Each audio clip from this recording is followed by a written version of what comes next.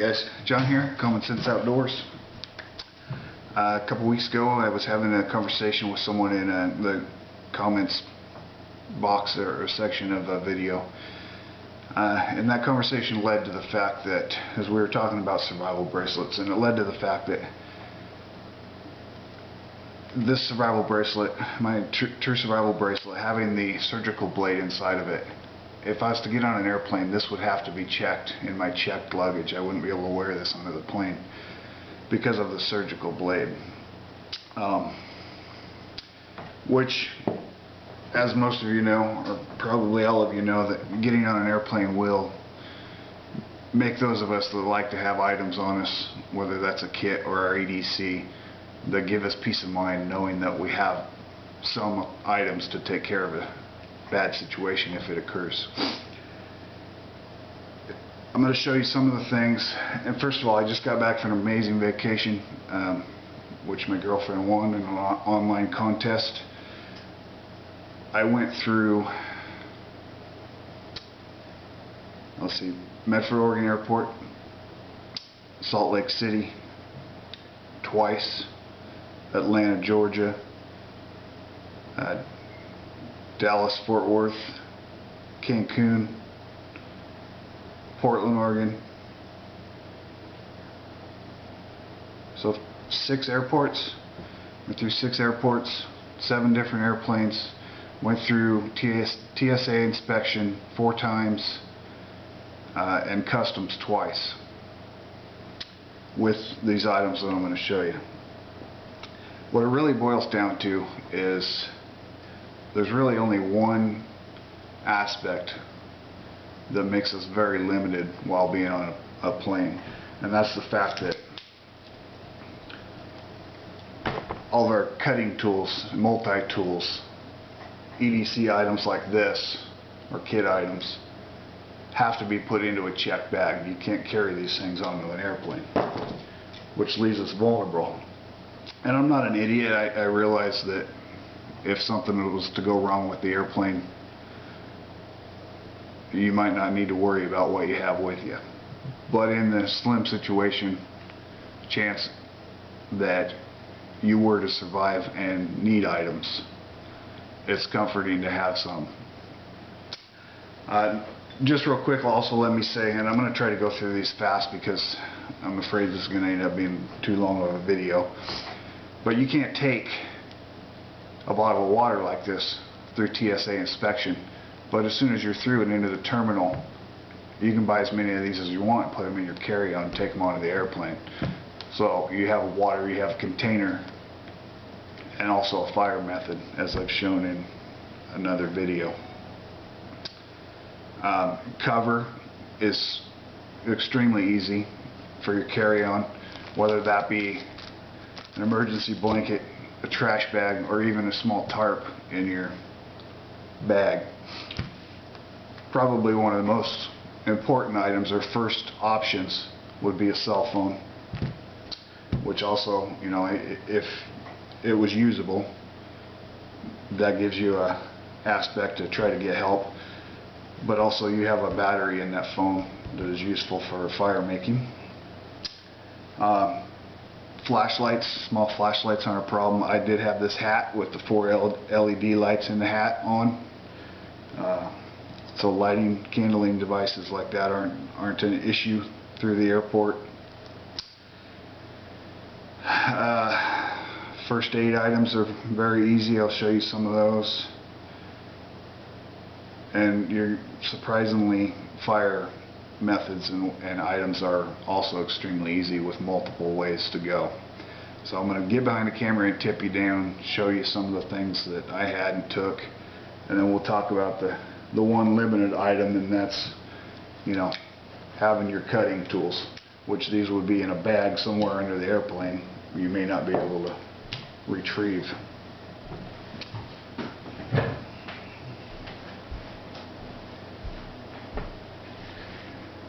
So like I said, you have to check something like my true survival bracelet because of the surgical blade in it. But I did have my watch and just a regular paracord bracelet which gives me a whistle and a signaling device. Two signaling devices there. And you would have no problem with a compact with a mirror for a signaling device, but you know, this is part of my ADC. 25 feet between the two of them of paracord. Just real quick, I like to take these little dollar store first aid kits and just pack a bunch of extra stuff into them. I have all kinds of band-aids. There's some bigger gauze pads and stuff in the bottom. I'm not going to go through all that. Alcohol prep pads and even triple antibiotic ointment. So tons of small first aid related items. Fire items, and this is actually going to probably surprise some of you.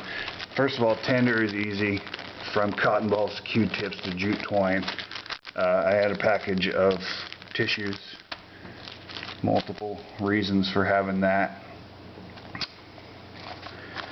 Just slide some stuff out of the way here.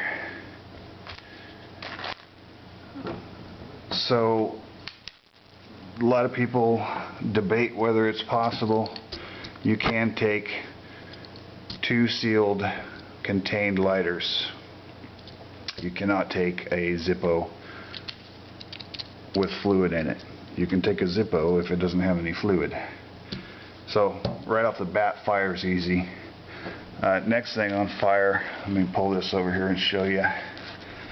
I took the 2 zippers on my carry-on bag and tied under the loop and put one of my ferrocerium rods as a toggle on one side, and then made the loop on the other side small enough that I can just get the toggle through, which just does me a dual purpose. One, I have another fire method and a ferro rod, and 2, if I have this slung over my arm or something in a busy airport, I don't have to worry about somebody behind me getting into my bag, which I keep all my valuables in this one main pouch. Because I have the 2 zippers toggled together, if they were to try, well, I didn't have it toggled together there, but if they try to unzip it, it's just going to pull the other zipper with.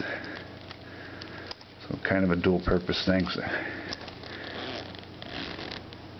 it would be very hard for somebody to slip their hand in there from behind.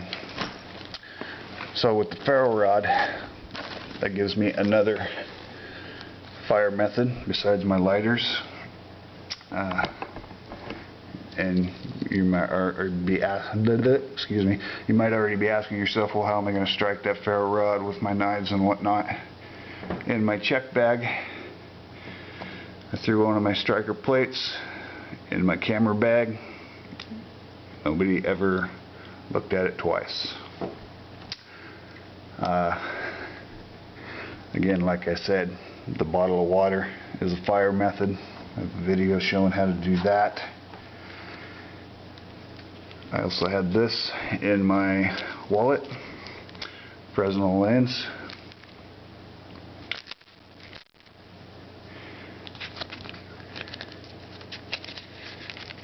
Ziploc baggie with